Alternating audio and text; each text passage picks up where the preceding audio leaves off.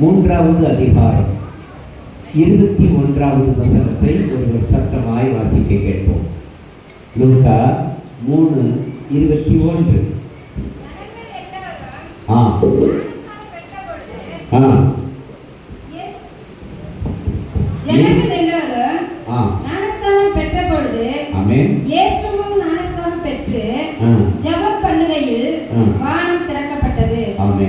அன்பானவர்களே, ஒரு ஜெப வாழ்க்கை நமக்கு எப்படி இருக்கணுங்கிறத குறித்து கொஞ்சம் சிந்திக்க போகிறோம். இயேசு ஞானஸ்நானம் பெற்று ஜெபம் பண்ணுகையில் வானம் திறக்கப்பட்டது. ஒரு விசுவாசி என்கிற ஒரு பதம் எப்போ வருதுன்னா, ஞானஸ்நானம் பெற்று ஜெபிக்கிற பொழுது தான் அவர்கள் விசுவாசி என்கிற ஒரு பதத்தை பெறுகிறார்கள். சில பேர் 20 வருஷம், 10 வருஷம், 5 வருஷம், 6 வருஷம் வந்துக்கிட்டே இருப்பாங்க. ஆனால் அவங்க ஞானஸ்நானமே எடுத்துக்க மாட்டாங்க. அதனால அவங்களுக்கு ஒரு பெரிய ஆசீர்வாதமே கிடையாது. ஆண்டவர் சீக்கிரம் வரப்போகிறார். அவங்க நினச்சிட்டு இருப்பாங்க, இல்லை நான் வந்துட்டா என்னுடைய குடும்பத்தில் நடக்கிற நிகழ்வுகளுக்கு யார் இருப்பதுன்னு சொல்கிறது. அவங்களுக்கு அந்த சடங்கு செய்யணும், இந்த சடங்கு செய்யணும். ஞானஸ்நானம் பெற்று தான் சடங்கு செய்வது தப்புன்னு சொல்ல முடியாது.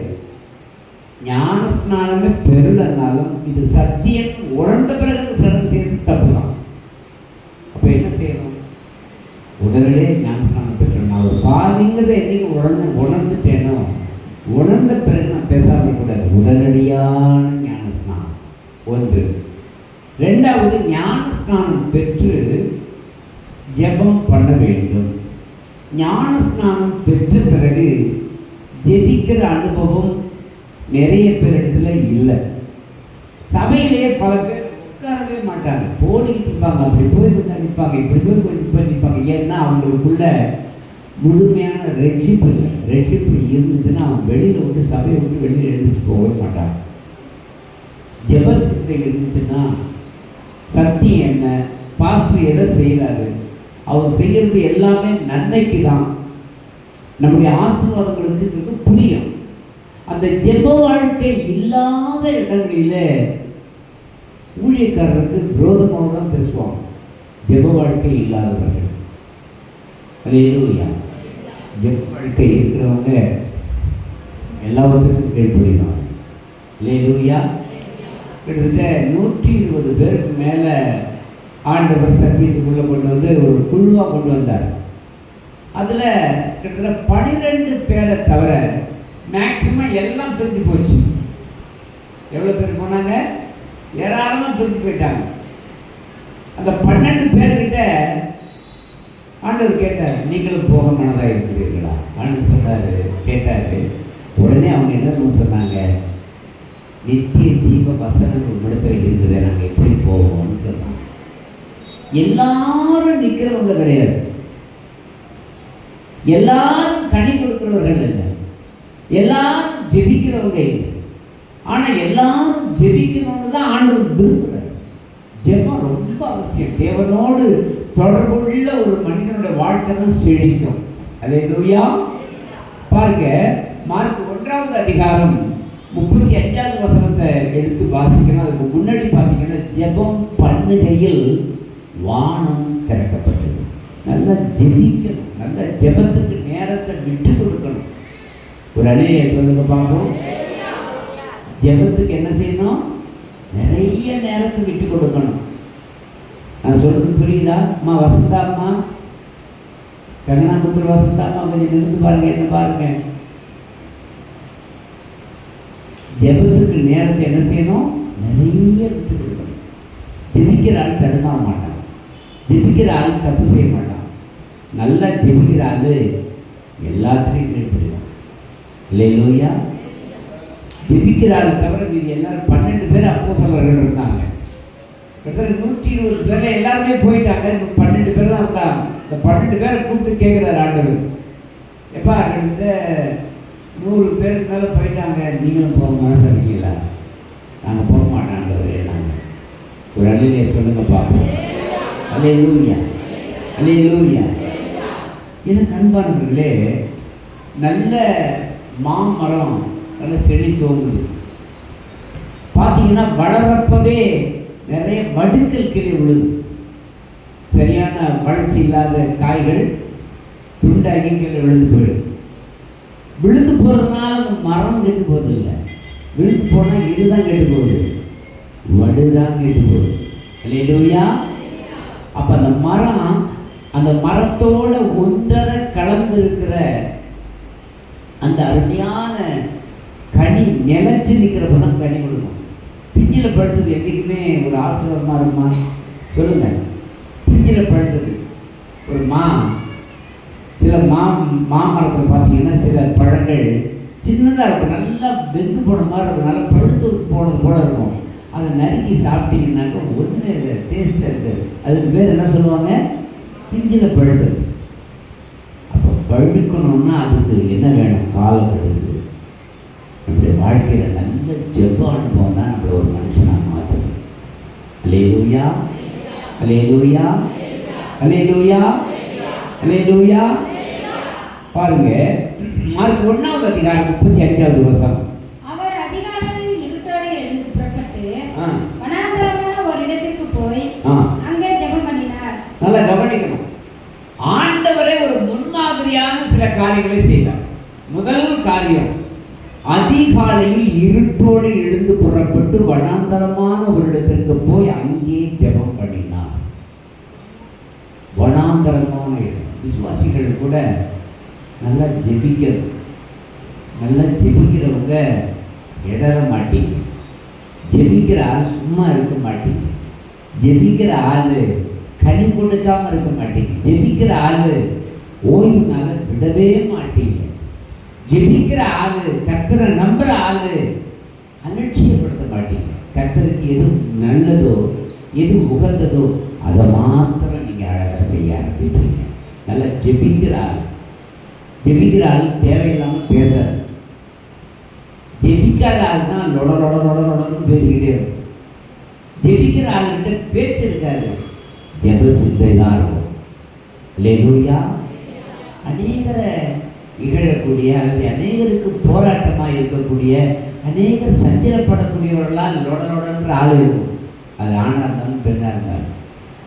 ஜெபிக்கிற ஆள் தேவையில்லாமல் யாருக்கும் டார்ச்சராக இருக்க மாட்டாங்க. சரி, கர்த்தருக்கு ஸ்தோத்திரம்னு சொல்லுவாங்க. அதிகாலையில் இருட்டோடு எழுந்து வனாந்தரமான ஒரு இடத்திற்கு போய் அங்கே ஜெபம் பண்ணினார். மத்திய 14வது அதிகாரம் 23வது வசனம் சொல்லுது, அவர் ஜனங்களை அனுப்பிவிட்ட பின்பு தனித்து ஜெபம் பண்ண ஒரு மலையின் மேல் ஏறி சாயங்காலமான போது அங்கே தனிமையாய் இருந்தார். ஜனங்களை அனுப்பிவிட்ட பிறகு, அப்போ ஒரு விசுவாசியோ ஒரு ஊழியக்காரனோ யாரா இருந்தாலும் சரி, நல்லா ஜெபிக்கிறார். அந்த ஜெபமை எப்படிப்பட்டதா இருக்கணும்னா, எல்லாரையும் வாழ்த்தி ஜெபிக்கணும், நசுக்கி ஜெபிக்க கூடாது. ஆண்டவரே, பக்கத்து வீட்டுக்காரன் அப்படி பண்றான், எதிர் வீட்டுக்காரன் அப்படி பண்றான், இவன் அப்படி நடந்துக்கிறான், அவன் அப்படி நடந்துக்கிறான்னு பேசக்கூடாது. மாறா என்ன ஜெபிக்கணும்? ஆண்டவரே, நான் இன்னும் உனக்கு சாட்சி அளிக்கணும். என்னிடத்துல இருக்கிற பழுதான குணங்கள், விட்டு கொடுக்கிற குணங்கள் எனக்கு வரணும். பழுதான குணங்கள் நீங்கணும். பரிசுத்த உணர்வு எனக்குள்ள வரணும். அல்லேலூயா. கொடுக்கிற தன்மை. சில விசுவாசியை பார்த்தீங்கன்னா எனக்கு ரொம்ப காமெடியாக இருக்கும். சபையில் சொல்லும் பொழுது நல்ல கனி கொடுக்கிறவங்க அந்த 9 விதமான கனிகளை கொடுப்பாங்க. கனி கொடுக்காத ஆள் 9 விதமான சுபாவம் அதுக்குள்ள இருக்காது. ரெண்டாவது, சபையில் அனௌன்ஸ் பண்ணுற எந்த ஒரு திட்டங்களுக்கு கீழ்ப்படியவும் செய்யாது. சில ஆள் எனக்கு எனக்கு எனக்குன்னு சேர்த்து வச்சுக்கோம். மொத்தமாக ஒரு பெரிய பிரச்சனை வந்துச்சுன்னா எல்லாம் வாஷ் அவுட்டாக போயிடும். தேவனுக்கு உரியது தேவனுக்கு கொடுக்க பழக்கம் வேணும். என்னுடைய வருவாய் 100 ரூபாய்னா அந்த 1000 ரூபா ஒரு நாளைக்கு கிடைக்குதுன்னா 100 ரூபாயை எடுத்து வச்சு அந்த மாத கடைசியில் எவ்வளவு நாள் உழைக்கிறேன்னா அந்த உழைப்புக்குள்ள பணத்தை கவரில் போட்டு கொடுக்குறவன் தான் என் விசுவாசி. நான் ரொம்ப கஷ்டப்படுறேன். என் கஷ்டப்பட்டா என்ன? நீ ஆசீர்வாதமாக இருக்கணும், தேவனுக்குரிய பங்கு நீ தேவனுக்கு கொடுத்து பழகணும். அவங்க தான் விசுவாசி. அப்போ தேவனுக்கு தேவனுக்குரிய பங்கை நம்ம அலட்சியப்படுத்தும் பொழுது தேவன் எப்படி நமக்கு ஆசீர்வாதங்களை கொடுப்பார்? இன்னொரு காரணம் என்னன்னா, நான் தேவனுக்கு கொடுக்க மனதாக இருக்கும் பொழுதே கர்த்தரை நான் ஆசீர்வதிக்க ஆரம்பிச்சிருவார். அல்லேலூயா. ₹1 கொடுத்தா ₹100 கொடுப்பாரு.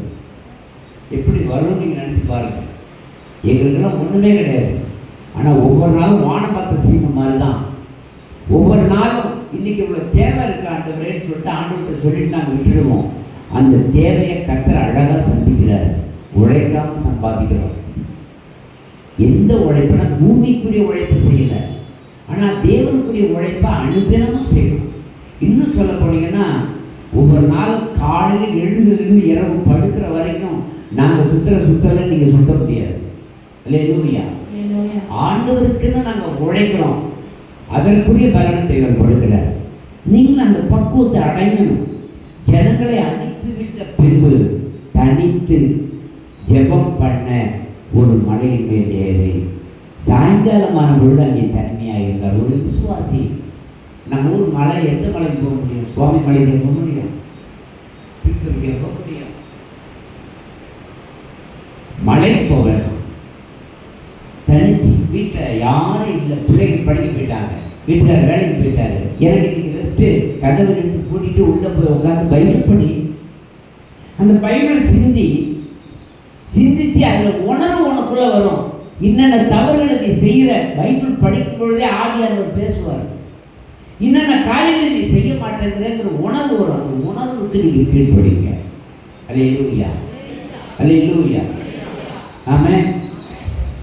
அப்படி கீழ்ப்படியும் பொழுது ஜெபிக்கிற ஆளுக்கு தான் கீழ்ப்படிகிற மனசு வரும். அல்லேலூயா. ஜெபிக்கிற ஆள் இடத்துல சில சமயத்தில், இன்னைக்கு நான் செமினார் கோயில் போயிருந்தப்போ ஒரு விசுவாசி, ஒரு அம்மா ரொம்ப அழகான சாட்சி சொன்னாங்க. அவங்களுக்கு இந்த சகோதரிக்கு 45 வயசு, 50 வயசு இருந்துட்டாரு. வீட்டுக்காருக்கு 55 வயசு இருக்கும். இப்போ போய் அந்த அம்மாவை சந்தேகப்படுறாரு. 3 பொம்பளை பிள்ளைங்க கல்யாணம் பண்ணி கொடுத்தாச்சு, பிள்ளைகள் இருக்கு. அந்த சகோதரி என்ன சொல்கிறாங்க, என்னை அந்த ஊரில் இருக்கிற காளி கோயிலில் சத்தியம் பண்ணவா, நீ தப்பு பண்ணுறேன்னு சொல்லு அப்படின்றப்பலையா. அவங்க ஒரே வார்த்தை சொன்னாங்களே, நீ என்னை பராமரித்தாலும் பராமரிக்க போனாலும் பிரச்சனை இல்லை, நான் அது மண் கல்லுன்னு நினச்சி நான் ஒதுக்கிட்டு வரேன், நீ அதில் போய் கும்பிடணும்னு சொன்னால் எனக்கு அவசியம் இல்லை. என் தேவனை நான் ஆராதிக்கிறேன். நீங்கள் சபைக்கு வா, சபையில் பாஸ்டர்கிட்ட நில்லு, என்ன சொல்லணும்னு சொல்லி அதை செய்கிறான் அப்படின்னா, ஐயோ அவருக்கு முன்னாடிலாம் வரமாட்டேன், அந்த சாமிக்கு நேரம் வரமாட்டேன். அப்படின்னா இங்கே வேலை செய்ய, அங்கே வேலை செய்யாது, குடிக்கிறவன். அப்படிப்பட்டவனுக்கு நம்ம கேட்கணும்னு அவசியம் இல்லை. ஒரே வார்த்தை சொல்லிட்டாங்க, நான் ஆண்டவருக்கு முன்னாடி நிற்கிறேன், என்னை யாரும் அங்கே கேட்க முடியாது. ஒரு இடையில சொல்லுங்க பார்ப்போம். அல்லேலூயா. அப்போ நம்முடைய வாழ்க்கை தனித்து உட்கார்ந்து ஜெபிக்க ஸ்ட்ராங்கா மாறும். ஜெபமே இல்லாத ஒரு ஆளுகிட்ட போய் தான் கத்திக்கிட்டு தான் ஒரு இடம் தெரியாது. ஆண்டவர் ஜெபிக்கிறவர், ஆண்டவருக்கு எல்லாமே தெரியும். 120 பேர் சேர்ந்த உடனே இதுல 12 பேர் மட்டும்தான் நினைப்பான், மீதி உள்ளாலும் போயிடுவான்னு அவருக்கு தெரியும். இருந்தாலும் அவர்களை சேர்த்தார். இடையில பிரிஞ்சு போனாங்க, அப்புறம் சேர்ந்தாங்க, பிரிஞ்சு போனாங்க, சேர்ந்தாங்க. அதை குறிச்சுலாம் ஒரு கவலையே படலை. இருக்கிறவங்கள அழகா நடத்தினார். அவர் சர்வமும் அடைந்தவர். ஆமென். கடைசியா ஒரு ஆள் காட்டி கொடுக்க போறாங்க, அவருக்கு தெரியாது இல்லைங்களா? இந்த மனுஷன் பிரபாகர் தான் நல்லா இருக்கும் அப்படின்னு சொன்னவர் கடைசி வரைக்கும் ஏன் பக்கத்தில் வச்சிருந்தாரு? ஆண்டவர் ஒரே ஒரு வார்த்தை தான் சொன்னார், கடையை பிடுங்குறேன்னு சொல்லிட்டு நல்ல பயிரை பிடிக்கிடுவேன், அதனால நீ யாரையும் பிடுங்குற வேலை உனக்கு வேணாம், யார் கெட்டது வந்தாலும் வந்துட்டு போயிட்டே இருக்கணும், நீ பிடுங்குற வேலையை உனக்கு இல்லை, நீ பிடுங்கிறதுக்கு உனக்கு என்ன ரைட் இருக்கு, உனக்கு என்ன தகுதி இருக்கு, அது தப்புன்னு சொல்ற அளவுக்கு உனக்கு என்ன, நீ என்ன சரியா இருக்கிற? ஒரு ஜெபம் இல்லை, துதி இல்லை, ஒழுங்கு இல்லை, கீழ்ப்படிதல் இல்லை, ஒரு என்னத்தை சொல்றது, எந்த ஒரு காரியம் இல்லாத நீ அதை பேசலாமா? ஆவியானவர் அதை தான் சொல்லுவார், சுட்டி காட்டுவார். அல்லேலூயா. ஆண்டவர் சொல்றாரு, ஜனங்கள் தனித்து ஜெபம் பண்ணும் பொழுது தான், ஜெபம் பண்றப்போ முதல் காரியம் என்ன தெரியுமா? எனக்கு வெற்றி நடக்கும்னு நான் சொல்ல முடியாது. நல்லா கவனிங்க. பல பேர் என்ன நினைக்கிறாங்க, உபவாசம் போட்டோம்னா அவனை அடிச்சிடலாம், இந்த காரியத்தை ஜெயிச்சிடலாம். கிடையவே கிடையாது. உபவாசம் ஜெபம் என்ன ஆகும்னா, உபவாசம் போட போட தன்னிலை சுத்தம் நமக்குள் வரும். எனக்குள் இருக்கிறவைகள் மாற ஆரம்பிக்கும். நான் பரிசுத்தமா மாறுவேன், நான் இயேசுவாய் மாறுவேன். நான் இயேசுவாய் மாற மாற நான் என்ன விரும்புகிறேன்னு அது தானாவே நடக்கும். ஒரு அலையிலே சொல்லுங்க பார்ப்போம். அப்போ உபவாசம் என்னத்துக்கு? என்னை சுத்தப்படுத்த, எனக்குள் தேவன் வந்து வாசம் பண்ணுவதற்கு நான் இடம் கொடுக்கும் பொழுது நான் என்ன விரும்புகிறேனோ நான் ஜெபிக்கவே வேணாம், தானா வந்து நடக்கும். ஒரு அலையிலே சொல்லுங்க பார்ப்போம். அல்லேலூயா, அல்லேலூயா. ஒரு சம்பவம் எனக்கு நல்லா ஞாபகம். கத்தோலிக்க நாடார் கல்யாண மண்டபத்தில் ஒரு குடும்பம் வரும்.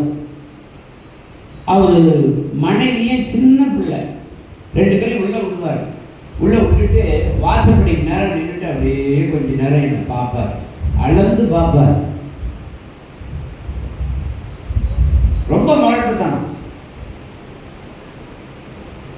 அவர் பின்னால நாட்களில் பாண்டிச்சேரியில் போய் மிகப்பெரிய தாதா கும்பலில் போய் சேர்ந்தார். கொலை எல்லாமே செஞ்சார். பெண்களை கடத்தி போய் கற்பழிக்கிற வேலையெல்லாம் செய்தார்.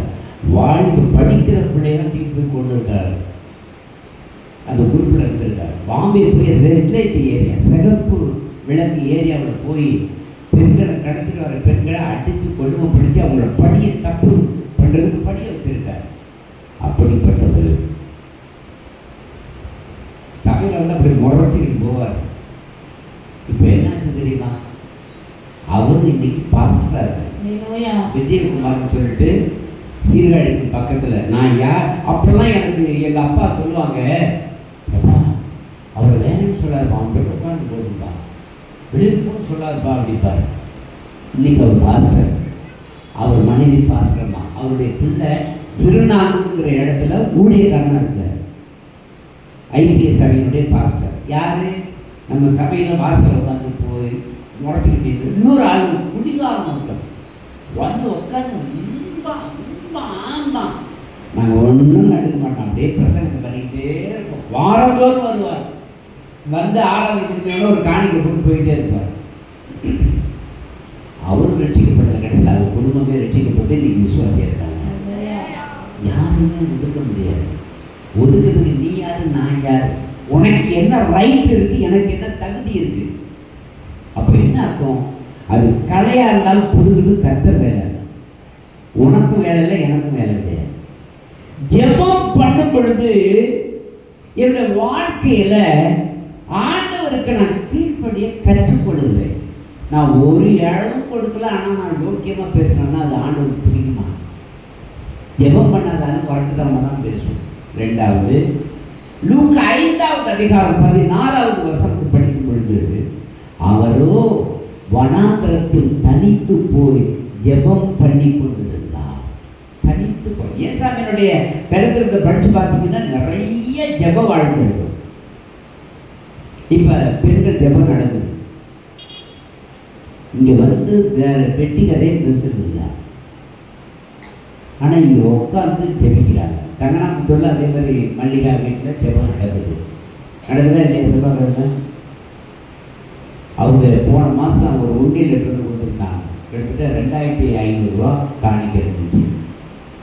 அது வேற எதுக்கும் பயன்படுத்தாமல் இந்த நேற்று சபை கூடுதலுக்கு தான் பயன்படுத்தணும். சபை ஆண்டு விழாவுக்கு தான் பயன்படுத்தணும். சிந்திக்கிறதுக்குன்னு நேரத்தை ஒதுக்கணும் பெண்கள். அல்லேலூயா. நாம சொல்றது கூட்டம் போடுறதுக்காக. நம்ம பிள்ளைகள்லாம் நிறைய வண்டி வாகனங்களை வச்சிருக்கிறாங்க. திருவாலாம் வண்டி வச்சிருக்கு என்ன பண்ணியாது? மாமியார்கிட்ட சொல்லணும், வீட்டுக்கார்ட்ட சொல்லணும். சபையில் கரெக்டாக வந்து நீங்கள் பெண்களாக கூடி உங்களுக்குள்ள காரியங்களை மனசு விட்டு இங்கே சொல்லி ஜெபிக்கும் பொழுது தான் மாற்றம் வரும். புஷ்பாலாம் வரீங்களா? ரொம்ப வளர்ந்துட்டோம். வரணும், நீ அக்காவும் வரணும். புரியுதா? ஆராதனைக்கு வரணும். பெண்கள் ஜெபத்தில் பெண்கள் தான் ஜெபிக்க முடியும்.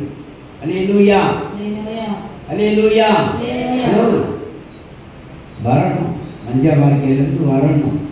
சரியா? பிள்ளை தூக்கிட்டு வரணும். இந்த பாருங்க, கையில் ஒன்று பையில் ஒன்று வச்சிருக்கு, அதுவும் ஜபத்துக்கு வருது. அப்போ நம்ம பிள்ளை வயிற்றில் இருக்கிற பிள்ளை இந்த சத்தியத்துக்குள்ளே நடக்கணும்னா என்ன செய்யணும்? ஜபம் வேணும். ஜபம் ரொம்ப அவசியம். ஜபம் இல்லாத வாழ்க்கை குப்பை. இயேசு தனித்து, அவரோ வனாந்தரத்தில் தனித்து போய் ஜெபம் பண்ணி கொண்டிருந்தார். 6:12 சொல்லுது லூக்கா. அந்நாட்களில் அவர் ஜெபம் பண்ணும்படி ஒரு மலையின் மேல் ஏறி ராமுழுவதும் தேவனை நோக்கி ஜெபம் பண்ணி கொண்டிருந்தார். அவரே தேவன். ஏன் அவர் ஜெபிக்கிறாரு? தேவன் 3 நிலைகளில் செயல்படுகிறார். பிதாவாகிய தேவன் அவரை ஒருத்தரும் பார்த்ததே கிடையாது. குமாரன் தவிர அவர் யாரும் பார்த்ததில்லை. அந்த பிதாவாகிய தேவன் மனுஷனாக காணப்படுகிற இயேசு, உள்ளே செயல்படுகிற பரிசுத்த ஆவியானவர். எனக்குள்ள 3 இருக்கு. என்னை பார்க்குறீங்க, சரீரம் இருக்குது இங்கே வெளியில, உள்ள உயிர் ஓடிக்கிட்டு இருக்கு. உயிர் என்ன ஆகிட்டு இருக்கு? ஓடிக்கிட்டு இருக்கு. அந்த உயிர் ஒரு பக்கம் ஓடினாலும் ஆத்மா சிந்திக்கிற சிந்தனா சக்தி தனியா இருக்கு. அல்லேலூயா, ஆமென். அப்போ இந்த 3 நிலையில செயல்படுது. கோமா ஸ்டேஜுக்கு எங்க அப்பா போயிருந்தாங்க. சிந்தனையே இல்லை, உயிர் இருந்துச்சு, உடம்பு இருந்துச்சு. அப்ப இது 3 விதமா செயல்படுது மனுஷருக்குள்ளேயே. அப்ப தேவனும் அப்படித்தான். அவர் தேவனோடு ஒன்றரை கலந்து, அவருக்கு தூக்கமே கிடையாதுங்க.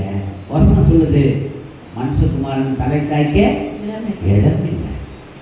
பகல் முழுவதும் விழித்திருப்பார், இரவு முழுவதும் விழித்திருப்பார். சீசர்களுக்கு சொல்ல வேண்டியது சொல்லிட்டு அவங்க தூங்க வச்சுட்டு இவர் போய் என்ன பண்ணுவார்? மழையில் ஜெபம் பண்ணுவார். ராத்திரிக்குள்ள காலையில் வந்து அடுத்த காலையில் அழகாக செய்தார். இதுதான் ஜெப வாழ்க்கை. உங்கள் தனிப்பட்ட வாழ்க்கையில் அந்த ஜெபம் இல்லைன்னா ஆண்டவருடைய சத்தத்துக்கு நீங்கள் கீழ்ப்படிய மாட்டீங்க. ஜெபம் இருந்துச்சுன்னா கீழ்ப்படிய ஆரம்பிப்பீங்க. ஜெபம் இல்லைன்னா உங்களால் கீழ்ப்படிய முடியாது. அவங்க சொல்லுவார், அவங்க சபையில் சில சட்டங்கள் இருக்கிற அதெல்லாம் செய்கிறாங்க. இல்லை, ஜெபிக்கணுன்றது ஒரு தனி சத்தியம். என் வாழ்க்கையில் உயிர் இருக்குன்னா அது ஜெபம் தான். ஜெபம் இல்லை, ஜெபம் பண்ணாத ஒரு ஆள் தவறு பண்ணிக்கிட்டே இருக்கும். ஜெபம் பண்ற ஆளு தப்பு பண்ணாது. ஜெபம் பண்ற ஆளு கீழ்ப்படி. ஜெபம் பண்ற ஆளு கொடுக்கும் கத்துறது. இல்லைன்னா காலை கழித்து ஓடும். வாயில் பேச்சு மட்டும்தான் இருக்கு. சில ஆள் பார்த்தீங்கன்னா, சில பழமரங்கள் பார்த்தீங்கன்னா, சில மரம் நல்லா செழிப்பாக இருக்கும், சில மரங்கள் ஒரு இடம் இருக்காது. கேட்டால் அது அணி மரம் தான், அது ஆண் மரம் தான், கனியே இருக்காது. அந்த மரத்தை ரொம்ப நாள் வைக்க மாட்டான், வெட்டிக்குவோம். அது மாதிரி தேவனுக்கு உகந்தவர்கள் அடுத்தவங்க ஆசீர்வாதத்துக்கு பிரயோஜனப்படுறாரு. எப்போ பார்த்தாலும் எனக்கு வேணும், என் குடும்பத்துக்கு வேணும், என் மனைவிக்கு வேணும், என் பிள்ளைக்கு வேணும், எனக்கு தான். அவன் உருப்படாதவன், அவன் ஆசீர்வாதத்தை பெற லாயக்கில்லாதவன். என் ஜெபம் அடுத்தவங்களுடைய குடும்பத்துக்கு ஆசீர்வாதமாக இருக்கணும். என் பணம் அடுத்தவங்க ஆசீர்வாதத்துக்கு ஊழியத்துக்கு பயன்படணும்னு நினைக்கிறவங்க தான் ஆசீர்வதிக்கப்படுறாங்க. அல்லேலூயா, அல்லேலூயா. சமயத்தில் இறந்து அலுவலகத்துக்குலாம் போனோம்னா அருமையான ஐயா வெங்கட்ராமன் ஐயா வந்திருக்காங்களா? சோத்திரம். அவங்க வீட்டுக்கு போயிட்டோம்னா வந்துருக்கோன்னு தெரிஞ்சுன்னா அங்கேருந்து கரையில் உள்ள சரக்குலாம் வாங்கிட்டு வருவாங்க. சரக்குன்னா நீங்கள் தப்பாக நினைக்கிறீங்க, நல்ல பணியாரம்லாம் வாங்கிட்டு வருவாங்க. போகிறப்ப 100, 50, 200 காணிக்க கொடுப்பாங்க. எனக்கு மனசு கஷ்டமாக இருக்கும். அன்னைக்கு போய் அவங்க சம்பாதிச்சோடு தான் அவங்களும் வீட்டில் இருக்கிற பிள்ளைகள் நிறைய இருக்குதுகள். அவர்களுக்கு ஒழுக்கிறதுல அவங்க குறைவுள்ளவங்க கிடையாது, நிறைவாக செய்கிறதுல அவங்க குறைவுள்ளவங்க கிடையாது, அன்பு செலுத்துறதுல அவங்க குறைவுள்ளவங்க கிடையாது. நாங்கள் வரணும்னு எதிர்பார்த்துக்கிட்டு இருப்பாங்க. எப்போ வரீங்க? எங்கள் பிள்ளைங்கெல்லாம் ஃபோன் பண்ணி கேட்போம், எப்போ வரீங்க எங்கள் ஊருக்கு? வரது வாங்க. சில ஆட்கள் பார்த்தீங்கன்னா கஷ்டமாக இருக்கும். நேற்றுக்கு வந்துட்டேன், இன்னைக்கு வரமாட்டேன். யார்கிட்ட போய் கணக்கில் போட்டுக்கிட்டு இருக்கீங்க? கணக்கு வேற மாதிரியே போய் கர்த்தருடைய நாள்னா அந்த நாளில் ஒழுங்காக வர பழகணும். அவங்க தான் விசுவாசி. ஜெபம் ரொம்ப உன்னுடைய வாழ்க்கையை கீழ்ப்படி ஆரம்பித்து வச்சிடும். பக்கத்தில் ரொம்ப முரட்டுட்டாங்க. ஆனால் ஜெபிக்க நான் எல்லாத்துக்குமே மாறிட்டேன். ஜெபம் தான் என் வாழ்க்கையை மாற்றுகிறது. ஜெபம் தான் உங்களுக்கு உங்கள் அன்புக்கு என்னை கீழ்ப்படி வைக்குது. படுத்துட்டு இருப்பேன், ஜுரம் இருக்கும், நீங்கள் வேணால் எங்கள் வீட்டுக்காரமா கேளுங்க. ஆனால் கொஞ்ச நேரம் கழிச்சு திடீர்னு எடுத்துப்பேன். என்னாச்சு? இல்லை இன்னைக்கு அங்கே வரேன்னு சொல்லியிருந்தேன், நான் போய் ஆகணும். அட சும்மா இருக்க, உடம்பு சரியில்லை. வர சின்ன பிள்ளை நினைப்பா, சின்ன பிள்ளை போடலாம், இன்னைக்கு உயிர் இருக்கிற வரைக்கும் நான் ஓடணும், இல்லைன்னா நாளைக்கு நான் ஆண்டவருக்கு நான் கடன் கொடுக்கணும்னு ஓடியே போனேன். என் வயசுல ப்ரெஷர் எல்லா காலம் அதெல்லாம் எனக்கு ஒன்றுமே செய்யறதில்லை, ஓடிக்கிட்டே இருக்கேன். ஜெப வாழ்க்கை தான் ஏன் நடத்துது. உன் ஜெப வாழ்க்கை எப்படி இருக்கு நினைச்சு பாருங்க. தேவசத்துக்கு உன்னை கீழ்ப்படி வைக்கிறா பாருங்க. லூக்கா 9வது அதிகாரம் 18வது வசனம். பின்பு அவர் தமது சீசரோடு கூட தனித்து ஜெபம் பண்ணி கொண்டிருக்கையில், சீசர்களே விடல, ஒரு சில பெண்களா இருந்தால் பெண்கள் கூடி ஜெபிக்கணும், இன்னொரு காரியம் கூட செய்யலாம். அப்ப என்ன செய்யலாம்? 2 பேர் இருந்தா ஜெபிக்கலாம். கிருபா இருக்காப்புல அவங்க அம்மா இருந்தாங்கன்னா இன்னும் 2 பேர் சேர்ந்தாக்கா அவங்க ஜெபம் பண்ணலாம். அங்கே ஜெபம் பண்ண வழி இல்லைன்னா நேராக சபைக்கு வந்து தான் ஆகும். இல்லைன்னா நீ வேஸ்ட், நீ சபையில் வந்து புண்ணியம் கிடையாது. உங்களுக்காக வைத்திருக்கிற ஜெபம். பிள்ளைகள் சின்ன கை குழந்தைகள், வளர்ந்த பிள்ளைகள், அப்போ நான் வளரணும், நான் இதுவரைக்கும் வளரல. அந்த மனசு இருக்க பாருங்க, ஜெபிக்கிற மனசு, துதிக்கிற மனசு, என் போல அநேக பிள்ளைகளை ரட்சிப்பட நடத்தணும் நினைக்கிற மனசு எல்லாம் ஜெபிச்சா நாயா வரும். நீ வந்து ஜெபிக்கிறன்னா ஒன்றும் சாதிக்க முடியாது. வாரந்தோறும் சம்பாத்தியம் புண்ணியம் இல்லை. பாருங்க 1 சாமுவேல் 1வது அதிகாரம். தனித்து ஆண்டவர் நீங்க படிச்சு பார்த்தீங்கன்னா அவர் தனித்து ஜெபம் பண்ணினார், மழையில போய் ஜெபம் பண்ணினார், விசுவாசிகளோடு சீசர்களோடு சேர்ந்து ஜெபிச்சார். அப்ப நீங்க அதெல்லாம் செய்யலன்னா எப்படி ஆசீர்வாதத்தை பார்க்க முடியும்? செய்யணும். ஒண்ணு, அங்க உனக்குள்ள விசுவாசம் எப்படி வரும்? உனக்கு பயங்கரமான போராட்டத்தை எதிர்கொள்றதுக்கு உனக்கு எங்க வலிமை கிடைக்கும்? தனியா ஜெபம், குடும்ப ஜெபம்.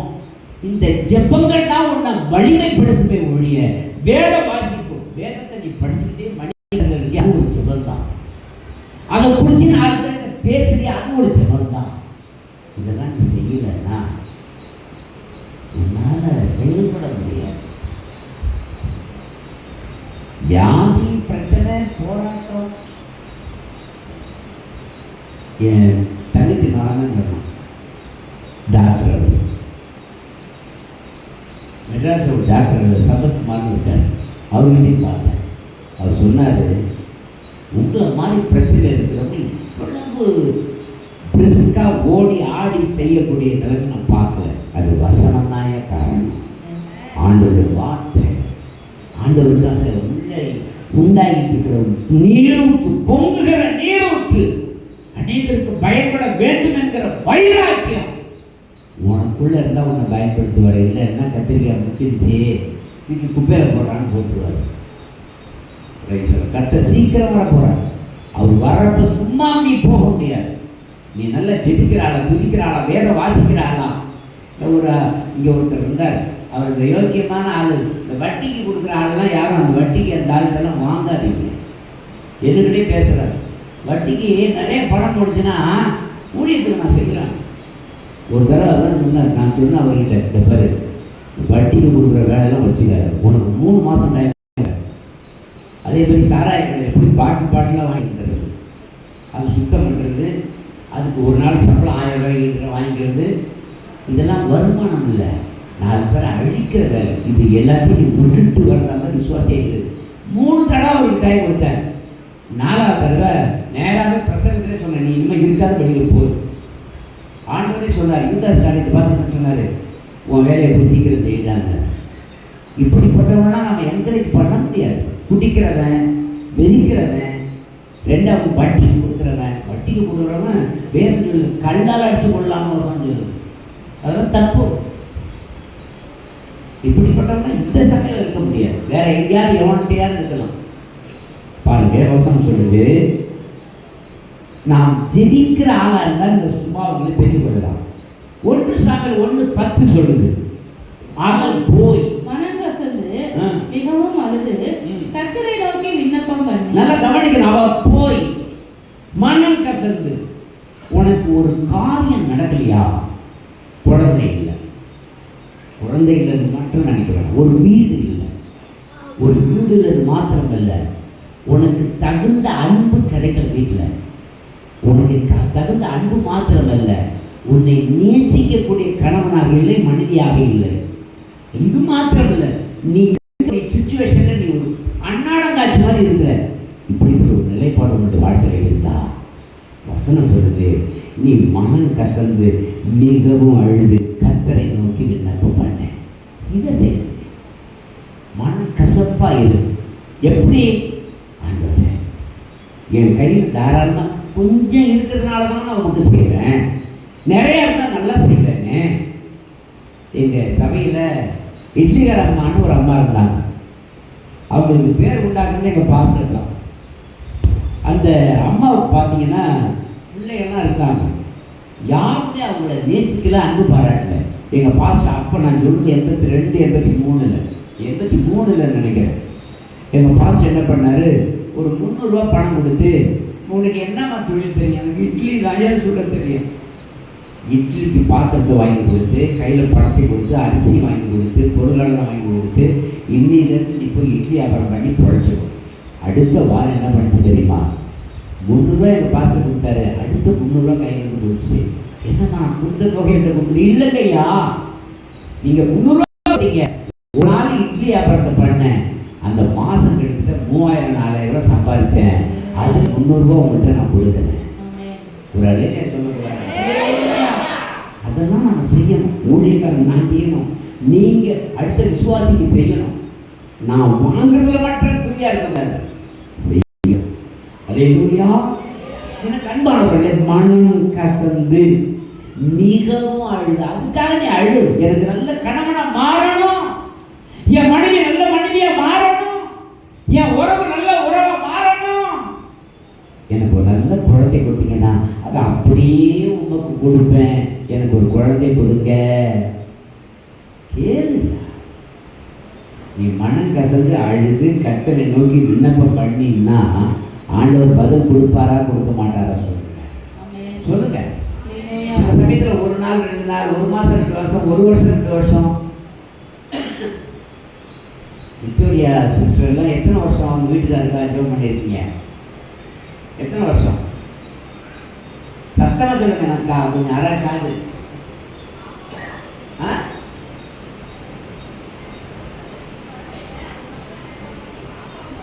குறைச்சலாம் எத்தனை வருஷம் இருக்கும் அவருக்காக ஜெபம் பண்ணியிருக்கீங்க?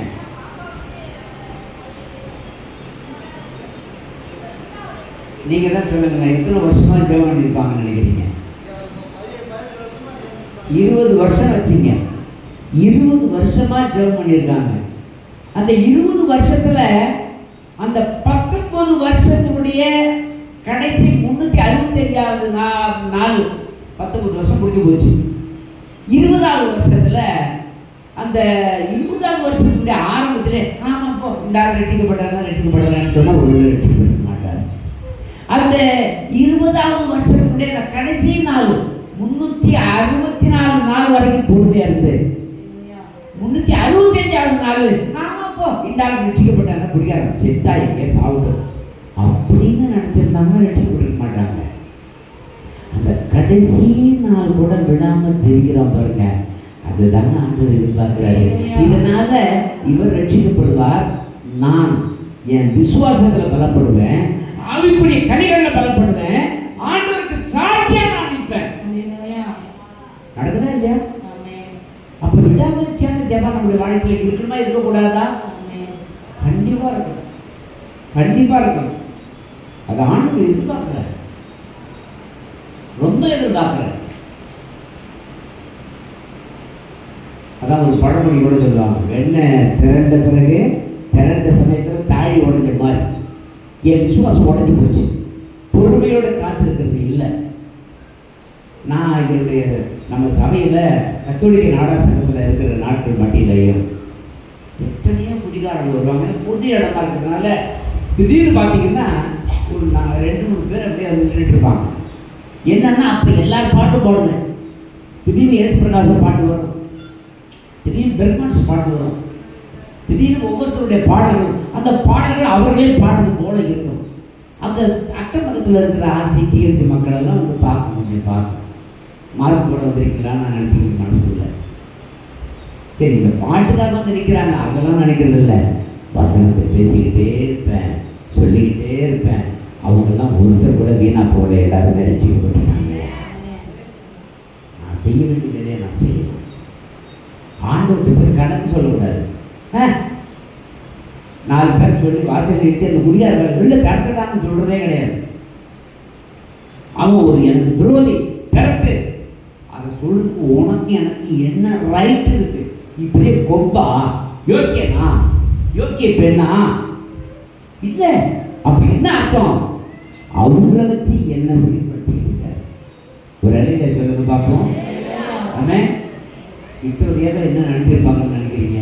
ஆமாம், அந்த குடியாரனை பற்றி நான் என்ன பண்ணுறது? இந்த குடியாரனை வச்சு நான் வாழ்க்கை ஓட்டிக்கிட்டு இருக்கேன். ஒரு பொம்பளை அப்படி வச்சுக்கிட்டு இவன் நாசமாக போக அனுஜனமா. ஆனால் ஒன்று, இன்னைக்கு சாயந்தரம் 4 மணிக்கெல்லாம் போயிடுறாரு. ஆனால் அன்னைக்கெல்லாம் 8 மணி 9 மணி அவங்க வீட்டுக்கு திறந்து போனால் நிதானமாக தான் வருவாரு. வாங்கய்யா அப்படிங்களா? சரி சரி, நீங்கள் உள்ளே போய் உட்காருங்கன்னுவாங்க. நாங்கள் ஜெபம் பண்ணிட்டு வருவோம். ஆனால் அதே மனுஷன் இன்னைக்கு 4 மணிக்கு போய் உட்கார்றாப்புல, என்ன கொஞ்சம் நினைக்கவே மாட்டேங்கிறீன்னு நான் கேட்குறாப்புல. இதெல்லாம் எவ்வளோ பெரிய பாக்கியம் இல்லை? ஆமே. அப்போ யாரையும் உதாசனப்படுத்தக்கூடாது. ஒரு நாள் வரும், நான் விரும்புகிற மாதிரி அவங்க மாறுவாங்க. ஒரு அழகிய சொல்றதை பார்ப்போம். அல்லேலூயா அல்லேலூயா. 1 சாமுவேல் 1:12 சொல்லுது, அவன் கர்த்தருடைய சன்னதியில் வெகு நேரம் விண்ணப்பம் பண்ணுகிற பொழுது. அப்ப நீங்க உங்களுடைய விண்ணப்பம் எவ்வளவு நல்லா இருக்கணும்? எவ்வளவு நாள் தான்? ஒரு நாள் அந்த கனியும். அந்த கனி என்ன செய்யும்? அந்த கனி என்ன செய்யும்? கனியும். காத்துக்கணுமா காத்துக்கூடாதா? அந்த விசுவாசம் இருக்கணுமா இருக்கக்கூடாதா? விரும்பணுமா விரும்பக்கூடாதா? விரும்பணும். வயிறாட்டி இருக்கணும். எனக்கு ஒரு வாய்ப்பு இன்னைக்கு கிடைச்சிருக்கு, என் பிள்ளைகளை என் பக்கத்தில் கொண்டு வரணும். நான் ஜெபிக்கிற பொழுதுலாம் என்ன தெரியுமா செய்யணும்? நான் ஜெபிக்கிறப்ப என்ன பண்ணணும் தெரியுமா? நான் என்ன விரும்புகிறேனோ அது எல்லாம் என்னை சுற்றி இருக்கிறதாவே நான் ஒரு ஃபீலிங்லேயே இருப்பேன்.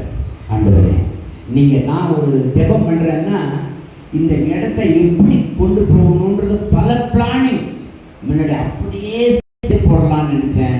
இப்படி இவ்வளவு இடிக்கணுமா? வேண்டாம். சரி, அப்போ என்ன செய்யறது? முதல்ல பொருட்களை வாங்கணும். வாங்கி சீக்கிரமாக இந்த திறப்பு விழா, அதாவது ஆண்டு விழா வந்ததுக்கு பிறகு எக்ஸ்டெண்ட் பண்ண வேண்டிய வேலைகளை செய்யணும். அப்போ என்ன செய்யணும்? ஆண்டவரே, இது எக்ஸ்டெண்ட் பண்ணால் என்னென்ன காரியம் செய்யணும், எப்படி இப்படி சூழ்நிலைகளை உருவாக்கணும், என் கற்பனையை கொண்டு வந்து நிறுத்துவேன். அதுக்காக நான் ஜெபம் பண்ணிக்கிட்டே இருப்பேன். என் மனைவி பிள்ளையும் ஆமாம், எங்கள் பாப்பா தான் சொல்லுவாங்க, எப்பப்பா எக்ஸ்டன் எப்பப்பா பண்ண போறீங்க? ஆபிரகாம்கிட்ட 75 வயசுல சொன்னார் ஆண்டவர், ஒரு பிள்ளையை கொடுப்பாரு. எப்போ கொடுத்தாரு? 100 வயசுல தான் கொடுத்தாரு. அதுக்காக அவர்கிட்ட கேள்வி கேட்க முடியாது. சில சமயத்தில் முன்னாடி செய்வார். நான் அது ஜெபத்தோடு பார்க்குறேன். நான் எனக்கு தெரியாத ஸ்தாபனமா, உதவி செய்யாத நபரா? நான் உதவி செய்து எத்தனையோ சபைகள் கட்டப்பட்டு 5 வருஷம் 5 லட்சம் 10 லட்சம் அநேக சபைகளுக்கு நான் வாங்கி கொடுத்துருக்கிறேன். என் சபைக்கு நான் வாங்க மாட்டேன். ஏன்? எனக்கு பிள்ளைகள் இருக்காங்க, எனக்கு அப்பா இருக்காரு. அவரு எனக்கு கொடுக்குறப்ப நான் செய்யறதுதான் அது ஆசீர்வாதமா இருக்கும். ஒரு அலையில சொல்லுங்க பார்ப்போம். அதே அனுபவத்தை நீங்கள் பெற்றுக்கணும். அல்லேலூயா. நீங்க கேட்டு பாருங்க, நான் எத்தனை சபையை கட்டி கொடுத்துருக்கேன் கேட்டு பாருங்க. நான் கட்டி கொடுக்கல, நான் சொல்லி அன்றைக்கு ஸ்தாபனத்தில் உதவி செய்தது. அவங்களிடத்துல நான் கேட்டேன், எனக்கு கிடைக்கும்னு நினைக்கிறீங்களா? கிடைக்காது நினைக்கிறீங்களா? அது ஆசீர்வாதம் அல்ல, அது விசுவாசமும் அல்ல. அவர் கொடுக்கிற வரை காத்திருப்பதே விசுவாசம். சொல்லுங்கப்பா. நீங்க 1வது அதிகாரம் 6வது வசனத்தை படிக்கும் பொழுது, உமது அடியாராகிய இஸ்ரவேல் புத்திரருக்காக இன்று இரவும் பகலும் உமக்கு முன் முன்பாக மன்றாடி, இஸ்ரவேல் புத்திரராகிய நாங்கள் உமக்கு விரோதமாக செய்த பாவங்களை அறிக்கையிடுகிற அடியனுடைய ஜெபத்தை கேட்பதற்கு உம்முடைய செவியை கவனித்தும் உம்முடைய கண்கள் திறந்தும் இருப்பதாக நானும் என் தகப்பன் வீட்டாரும் பாவம் செய்தோம். ஆமென். அடுத்தவங்களுக்காக நீ ஒப்பு கொடுத்து ஜெபிக்கணும். இது அடுத்த அனுபவம். அண்ணா தான் கர்ப்பத்துல ஒரு பிள்ளை வேணுன்றதுக்கு மன்றாடி கண்ணீரோட நெடுநேர ஜெபம் பண்ணான். இப்ப அடுத்தது நெகேமியா ஜெபிக்கிற ஜெபம் எப்படின்னா மற்றவர்களுக்காக ஜெபிக்கிற ஜெபம். ஒரு நல்ல விசுவாசினாக்க என்னதான் செய்யணும் தெரியுமா? அடுத்தவங்களுக்காக ஜெபிச்சுக்கிட்டே இருக்கணும். அல்லேலூயா. அடுத்தவங்களுக்காக ஜெபிக்க ஆண்டவர் நமக்கு ஆசீர்வாதங்களை கொடுத்துட்டே இருப்பார். இஸ்ரவேல் ஜனங்களுக்கு ஒரு விடுதலை வேணும்னு சொல்லிட்டு யார் ஜெபிச்சது? நெகேமியா ஜெபிச்சார். அவர் இருக்கிற இடத்துல அவர் எப்படி இருந்தார் தெரியுமா? ராஜாவுக்கு பானம் பாத்திரக்காரனா இருந்தார். அப்பெல்லாம் ராஜாவுக்கு போய் நல்ல பொருள்களை கொடுக்கக்கூடியவர், நல்ல ஆசீர்வாதங்களை கொடுக்கக்கூடியவர், நல்ல சாப்பாடை கொடுக்கிறவர். அப்ப அவருக்கு எவ்வளவு பவர் இருக்கும்? ராஜா கிட்ட நைட்டா, ராஜா என்னுடைய பிள்ளை அல்லது என்னுடைய சொந்தக்காரன் இப்படி இருக்கான், அவனுக்கு ஒரு நல்ல ஒரு வேலையை கொடுங்க ராஜா. கேட்டா கிடைக்குமா கிடைக்காதா? சொல்லுங்க. கண்டிப்பா கிடைக்கும். ஆனா இவன் அந்த ஜெபத்துக்கே போகல. ராஜா கிட்ட போய் உதவி கேட்கல. இவன் எந்த ராஜா கிட்ட கேட்கிறான்? பரலோக ராஜா கிட்ட கேட்கிறான். என்ன கேட்கிறான்? ஆண்டவரே, நானும் என் தகப்பன் வீட்டாரும் எங்கள் குடும்பத்தாரும் தவறு செய்து விட்டோம். எங்கள் குடும்பத்தை மன்னிச்சு எங்களுடைய தேசத்துக்கு சேமத்தை கொடுங்க. இவர் இருக்கிறது வேற ஒரு நாடு. அவர் கேள்விப்பட்டது அவருடைய சொந்த நாடு எரிக்கப்பட்டுவிட்டது. ஆண்டவர் என்ன பண்ணார் தெரியுமா? இவர் எந்த ராஜா வேலை செஞ்சார்? அந்த ராஜா வந்து கேட்கிறார், நெகேமியா, என்ன ராஜாவே, ராஜாவே நீ வாழ்க, சொல்லுங்க ராஜா, ஏன் நீ உன் முகம் மாறி இருக்குது? உன் முகம் ஏன் மாறி இருக்குது? ஏன் டல்லா இருக்கிற? இல்ல ஒன்றும் இல்லை ராஜா. இல்லை, நீ மனதில் ஏதோ துக்கத்தை சொல்ற. அவர் கேட்கிறார். அப்ப இவன் சொல்றான், ஐயோ ராஜாவுக்கு இது மறைவா இல்லை, எல்லாம் தெரிஞ்சு போச்சுன்னு சொல்லிட்டு அடுத்த வார்த்தை என்ன சொல்றான்? ராஜா என்றைக்கு வாழ்க, என் பிதாக்களின் கல்லறைகள் இருக்கும் ஸ்தலமாகிய நகரம் பாழானதும் அதன் வாசல்கள் அக்கினியால் சுட்டரிக்கப்பட்டதுமாய் கிடக்கும் போது நான் துக்க முகத்தோடு இராதிருப்பது எப்படி என்று. அப்ப அவர் சொல்றாரு, எங்களுடைய நகரமே சுட்டரிக்கப்பட்டிருச்சு ராஜா, நான் எப்படி சந்தோஷமா இருக்க முடியும்? ராஜா பட்டுக்கு யோசனை பண்ணலாம். சரி, அப்ப நான் உனக்கு என்ன செய்யணும்? உங்ககிட்ட கூட நீங்க துக்கமா இருந்தீங்கன்னா உங்களுக்கு நேர்மையான ஆசீர்வாதம் வரும். உடனே ராஜா சொன்னார், சரி, அதை சுட்டரிக்கிறதெல்லாம் சீர்படுத்தணும்னா உனக்கு என்ன செய்யணும்? இத்தனை லட்சம் பவுன் வேணும், இத்தனை லட்சம் பணம் வேணும். சரி, எவ்வளவு நாள் அதை செய்வேன்? கிட்டத்தட்ட 2 வருஷம் ஆகும். சரி, பரவாயில்ல, 2 வருஷத்துக்கு நான் உன்னை கவர்னராக மாற்றி அந்த 2 வருஷம் நீ போய் அந்த தேசத்தில் போய் உன் சொந்த தேசத்தில் போய் பணம் கொடுக்குற, படை அனுப்புற, அடுத்த நாட்டு ராஜாவுக்கு நான் லெட்டர் கொடுக்குறேன், நீ உன் சொந்த ஊருக்கு போய் நீ கவர்னராக இந்த அலங்கத்தெல்லாம் கட்டி பிடிச்சிட்டு வா. எவ்வளோ பெரிய பாக்கியம் தெரியுமா? யார் பாரமாக இருக்காங்களோ அவங்களுக்கு தான் ஆண்டவர் அதிகாரத்தையே கொடுப்பாருங்க. பாரம் இல்லாத ஆள். இப்போ பிரகாஷ் அடுத்தடுத்த வீடுகளுக்கெல்லாம் போய் சுவிசேஷம் சொல்கிறார். எவ்வளோ நல்ல வேலை. அவர் ஒரு வீட்டுக்கு அழைச்சிட்டு போனார். 2 பேருக்காக. அந்த சகோதரி பார்த்தீங்கன்னா சின்ன வயசு, அவ்வளவு அழகாக இருக்காங்க, நல்ல மாடி வீடு. அவங்க சொன்னாங்க, ஒரு வார்த்தையை சொன்னாங்க, எங்கள் வீட்டில் நான் கோடீஸ்வர குடும்பம், ஆனால் நான் இங்கே வந்த பிறகு தொழில் ஆசீர்வாதமே இல்லை, ஸ்லாப் ஒர்க்கெல்லாம் நான் செய்கிறேன், என் கணவர்கிட்ட ஒரு பைசா மீந்து போகலை, அதை விட எல்லாமே கையில் பணம் வரத்து வந்தாலும் திருப்தி இல்லை, சந்தோஷம் இல்லை, சூசைட் பண்ணிக்க போல என்ன வருது. கொஞ்ச நேரத்தில் அவங்க கணவர் வந்துட்டார். 2 பேரையும் உட்கார வச்சு அவங்களுக்காக நான் ஜெபிச்சேன், நல்ல ஆலோசனையை சொன்னேன். அவங்களுக்காக ஜெபிச்சுட்டு வந்ததுக்கு பிறகு கர்த்தர் மாற்றங்களை கொடுப்பார். அந்த நம்பிக்கை அதுக்குள்ள இருக்கு. அப்போ உலகத்தில் இருக்கிற இருக்கிறவங்களுக்கு என்ன இல்லை? எல்லாரும் திருப்தி இல்லை, சந்தோஷம் இல்லை, சமாதானம் இல்லை. என் வீட்டில் எல்லா வசதியும் இருக்குது, இங்கே என் கணவனால் ஒரு திருப்தி இல்லை, சந்தோஷம் இல்லை, சூழ்நிலை எனக்கு சாதகமா இல்லை. ஒரே ஒரு மகன், அந்த மகனும் நரங்கி போயிருக்கா, எனக்கு ஒரு குழந்தை வேணும். நான் அவங்களுக்கு தான் ஜெயிச்சிருக்கேன், சீக்கிரமா ஆண்டவர்களுக்கு குழந்தை திரும்ப அவங்களை போய் சந்திப்பேன். அப்போ எவ்வளவு பிரச்சனைகள் உள்ள மக்கள் இருக்காங்க, அவங்களெல்லாம் சந்திக்க வேண்டிய பொறுப்பு யார் கையில் இருக்கு? உங்க கையில தான் இருக்கு. நீங்க சந்திக்கலன்னா யாரும் சந்திக்க முடியும்? நீங்க உங்க சுகத்தை பார்த்து நம்பிட்டு இருந்தா எப்படி? அவங்க குடும்பம் ஒன்னா சேரல, அநேக குடும்பங்களை போய் பராமரிக்க ஆரம்பிச்சார். உங்க மனைவி இப்ப எங்க இருக்காங்க? அடுத்த குடும்பத்தை அவர் பராமரிக்க ஆரம்பிச்சாரியா? இன்னைக்கு அவர் மனைவி அவரோட வந்துட்டார். கரங்களை தட்டி உற்சாகமா ஒரு அழிலையை சொல்லுங்க பார்ப்போம். அவங்க மருமகன் கையை பிடிச்சிட்டு அழுகுறாரு, காணிக்கு வாங்கினா தான் வரணும். நான் ரொம்ப யோசிப்பேன், கஷ்டப்படுறவங்களுடைய கஷ்டத்துல நான் வாங்க மாட்டேன். இருந்தாலும் அவங்க கட்டாயப்படுத்தி கொடுத்தாங்க. அவங்க மருமகன் அழுதுகிட்டே உட்கார்ந்துருந்தாங்க. என்ன யோசிச்சாலும் தெரியல. அந்த குடும்பம் கட்டப்படுகிறதுக்கு அடித்தளம் இவர் அநேக குடும்பங்களை கட்டினார். உன் குடும்பம் நல்லா இருக்கணும், உன் வாழ்க்கை ஆசீர்வாதமா இருக்கும், உன் கணவன் உனக்கு கீழ்ப்படியல, உன் மனைவி உனக்கு கீழ்ப்படியல, நீ அடுத்த குடும்பத்தை போய் கட்டு, உனக்கு வழி தரணும். அழிலே சொல்லக்கூடாது. நெகேமியா கட்டினாரு, நெகேமியா ஆசீர்வாதத்தை வாங்கினாரு. உன் வாழ்க்கையில் ஆசீர்வாதம் வேணும்னா நீ என்ன செய்யணும்? வாங்கிதான் ஆகணும். அல்லேலூயா, அல்லேலூயா. வசனத்துல சொல்லுது பாருங்க, சில மனுஷன் உலகத்துல வந்து அப்படியே தூண்டி விடுவான். என்னத்தை தூண்டி விடுவான்? ஆமா, ஜெபிக்காத ஆளு சொல்லும், துதிக்காத ஆளு சொல்லும், கர்த்தருக்கு காணிக்கை கொடுக்காத பஞ்ச பணாதி சொல்லும். என்ன சொல்லும்? என்ன சொல்லும்? யோபு 15:4 சொல்லும், நீர் பயபக்தியை வீண் என்று சொல்லி தேவனுக்கு முன்பாக ஜெப தியானத்தை குறைய பண்ணுகிறீர். அப்போ ஒரு கூட்டம் என்ன பண்ணும்?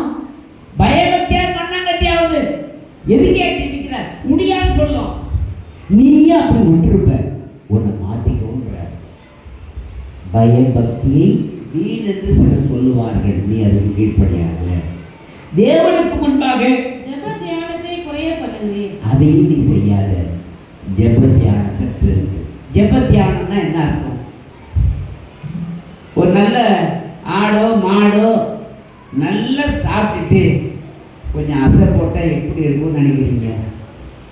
நானே யோசிப்பேன், ரொம்ப யோசிப்பேன்.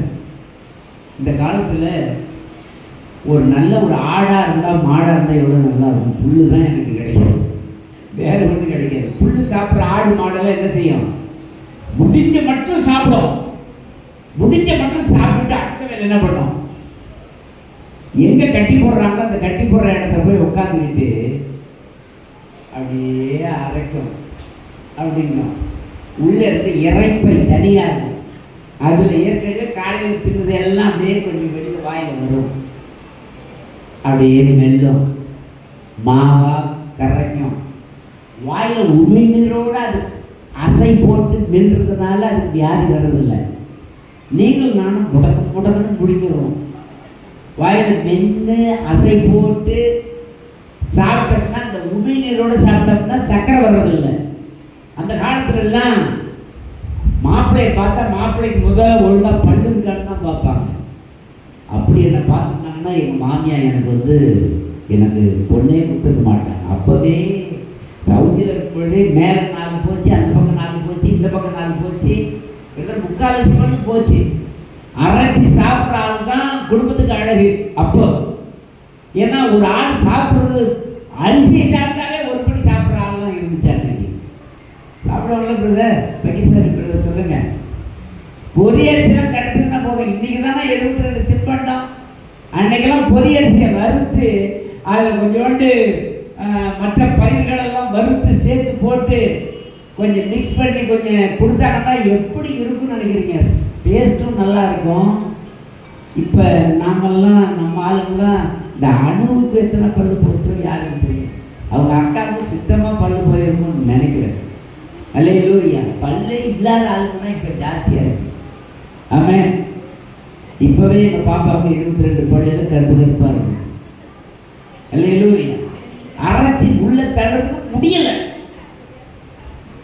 அன்பானவர்களே, நான் எதுக்கு சொல்ல வரேன்னா, உள்ளதை தியானம் பண்ணுதல் என்பது உள்ள நாம வசனம் படிச்சு பாருங்க.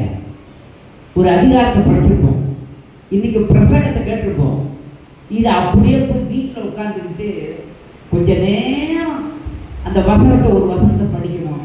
இதுக்கு அர்த்தம் என்னவா இருக்கும் அப்படின்னு நம்ம சிந்திக்கிறோம் பாருங்க. அதுதான் ஜெப தியானம். மணிக்கணக்கில் அது சிந்திக்கும். அது ஆவிக்குரிய வாழ்க்கைக்கு ஒரு பெரிய வல்லமையாக இருக்கும்.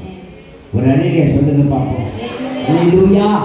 மத்திய 45:44 பிற்பகுதி சொல்லுது, நான் உங்களுக்கு சொல்லுகிறேன், உங்களை நிந்திக்கிறவர்களுக்காகவும், பிற்பகுதியில் உங்களை நிந்திக்கிறவர்களுக்காகவும் உங்களை துன்பப்படுத்துகிறவர்களுக்காகவும் ஜெபம் பண்ணுங்கள். அந்த ஜெபம் மட்டும் வர மாட்டேங்குது. அவன் யாரும் தெரியுமா? எனக்கு அது பண்ணுனவன். அந்த குடும்பம் எப்படிப்பட்ட குடும்பம் தெரியுமா? இன்னைக்கு நான் சபையில் ஆராதனை முடிச்சுட்டு நான் பிரதரு இளைஞர் 3 பேரும் காரில் வரோம். இன்னும் 2 விசுவாசிகள் பின்னாடி உட்காந்துருந்தாங்க. பஸ் ஸ்டாண்டுக்கு போனோம்னாங்க. வர வழியில் ஒரு அம்மா குறுக்க நிறுத்துச்சு. அது நான் சொல்கிறது 92, 93 அந்த பிள்ளைக்கெல்லாம் சுவிசேஷம் சொன்னேன். இப்போ கல்யாணமே ஆகாமல் வெறும்படையாக நிற்கிது. அது கையை காட்டி நிறுந்துச்சு. நான் அந்த பக்கம் உட்காந்துட்டோன்னு அங்கே முடியாந்துச்சு. உங்கள் விசுவாசத்தை பற்றி தெரியுமான்னு. தெரியலையேம்மா, சொல்லுமா. அவங்க என்ன அப்படி திட்டினாங்க, இவங்க அப்படி திட்டினாங்க. அதுக்கு பிரதிபலனா அவங்க ஆஸ்பத்திரியில் போய் படுத்து கிடக்குறாங்க அப்படின்னு. இவ்வளோ பாட்டையும் பாடுறதுக்காகவா நாங்கள் கேட்கறதுக்காகவா நான் நிற்கணும்? நான் அவங்கள்ட்ட கேட்டேன்மா, அது போட்டுமா, நான் அப்போவே இயேசுவை பற்றி சொன்னேன்ல, சொன்னில்ல. இப்போ ஆமாம், அதுக்கு என்ன பதில்? நீ ஏன் ஆராதனைக்கு வர மாட்டேங்கிற? இல்லை, அவங்க திட்டிகிட்டே இருக்காங்க. அவ்வளோ நீ ஆமா பார்க்கல, நீ வாமா ஆண்டவருக்குள்ள அன்புக்குள்ள அப்படின்னு குறை சொல்றதுக்கு 1000 பேர் இருக்கிறான். நான் நிறைவாக அடுத்தவனுக்காக ஜெபிக்கிறதுக்குள்ள ஆடாக நான் இருக்கிறேன்னா சிந்திச்சு பாரு. என்னை திட்டுறவன், விரோதிக்கிறவன், எதிர்ப்பான், நின்னவன், என்னை அழிச்சவன், அவனுக்காக அவன் ஆசீர்வாதத்துக்காக ஜெபிக்கிற ஆடாக நான் இருக்கிறேன்னா நான் விசுவாசி இல்லைன்னா நான் விசுவாசியில் திருடன். அவங்களுக்காக ஜெபிக்காத திருடன், அவங்களை நேசிக்காத திருடன், நேசிக்காத திருடி. நமக்குள்ள அந்த அன்பு வேணுங்க. விரோதியை நேசிக்கிற ஒரு அன்பு வேணுங்க நமக்குள்ள. விரோதி அன்பு செலுத்துகிற ஒரு அன்பு வேணுங்க நமக்குள்ள. அல்லேலூயா. லூக்கா 2வது அதிகாரம் 37வது வசனத்தை படிங்க. ஏறக்குறைய 84 வயதுள்ள அந்த விதவை தேவாலயத்தை விட்டு நீங்காமல் இரவும் பகலும் உபவாசித்து ஜெபம் பண்ணி ஆராதனை செய்து கொண்டிருந்தார். 84 வயசு பொண்ணுக்கே, அம்மாவுக்கே இரவும் பகலும் ஜெபிக்கிறான்னா நீங்களும் நானும் எப்படி ஜெபிக்கணும்? எனக்கு காரியத்தை கத்த செய்தாலும் செய்யாவிட்டாலும் நான் ஜெபிக்கணும். காரியத்தை வாய்த்தாலும் வாய்க்க செய்யாவிட்டாலும் நான் ஆண்டவரை நேசிக்கிறேன். அதுதான் ஆண்டவர் விரும்புகிறார். அல்லேலூயா, அல்லேலூயா, அல்லேலூயா. பாருங்க, ஒரு சம்பவத்தை ஆண்டவர் சொல்றார். லூக்கா 18வது அதிகாரம் 10வது வசனத்தில் ஒரு சம்பவம் சொல்றார். 2 மனிதர் ஜெபம் பண்ணுகிறதுக்கு தேவாலயத்திற்கு போனார்கள். ஆண்டவர் யாருடைய ஜெபத்தை அங்கீகரிக்கிறார் கவனிங்க. மனிதர்கள் பேசுகிற ஒவ்வொரு வார்த்தைக்கும் தக்க பதில் கொடுத்தாகணும். அவன் யோக்கியனா, அடுத்தவன் யோக்கியனா, பதில் கொடுத்தாகணும். என்ன சொல்றாரு? 2 மனுஷர் ஜெபம் பண்ணும்படி தேவாலயத்துக்கு போனார்கள். ஆமென். ஒருவன் பரிசேயன். பரிசேயன்னா வருகையை குறித்து நம்புறவன், தேவதூதர்களை நம்புறவன், கர்த்தர் சீக்கிரம் வரப்போறாருன்னு நம்புறவன், பரிசுத்தமா வாழணும், ஆண்டவருக்கு சாட்சியா நிற்கணும், தசமம் கொடுக்கணும், காணிக்கை கொடுக்கணும், ஜெபிக்கணும், வேத வாசிக்கணும், எல்லாவற்றையும் செய்யக்கூடிய ஒரு ஆளு. ஆயக்காரன்னா வரி வாங்குறவன், வரி வாங்குறவன், அங்க போய் வட்டிக்கு தொழில் வாங்குறவன். அதனால இங்க வட்டி வாங்கிட்டு இருந்தா ரொம்ப யோக்கியம் நினைக்காதீங்க. படிக்க அந்த பரிசேயன் என்ன ஜெபம் பண்றான்? தேவனே, நான் பரிகாரர், அநியாயக்காரர், விபச்சாரக்காரராகிய, என்ன சொல்றான்? பரிகாரர், அநியாயக்காரர். அப்ப இவன் எங்க நிக்கிறான்? பரிசேயன் ஜெபிக்கிறான், பின்னாடி ஒருத்தவன் ஜெபிக்கிறான், முன்னாடி நிக்கிறவன் பரிசேயன். பரிசேயன் என்ன சொல்றான்? அவன் எப்படிப்பட்டவனா? பின்னாடி இருக்கிறவன் இவன் சொல்றான். என்ன சொல்றான் சொல்லுங்க? பரிகாரர், அநியாயக்காரன். பின்னாடி நிக்கிறவன் அநியாயக்காரன், விபச்சாரக்காரன், பொறுக்கி, ஒரு ஆளை விட மாட்டான், பொம்பளை பொறுக்கி. அப்படிப்பட்டவன் அந்த மனுஷனை போல நான் ரொம்ப பரிசுத்தவான் ஆண்டவரே, நான் ரொம்ப யோக்கியன் ஆண்டவரே, பர்மா யோக்கியன் ஆண்டவரே. என்ன பண்றாங்க? ஜெபம் எப்படி? வாரத்தில் 2 தடவை உபவாசிக்கிறேன். நான் 2 நாள் உபவாசம் போடுறேன். என் சம்பாத்தியத்துல எல்லாம் தசமபாகம், என் சம்பாத்தியத்துல எல்லாம் நான் தசமபாகம் கொடுக்கிறேன். தனக்குள்ளே ஜெபம் பண்ணினான். தனக்குள்ளே ஜெபம் பண்ணான். இது யாரு கவனிச்சா? கர்த்தர் கவனிச்சா.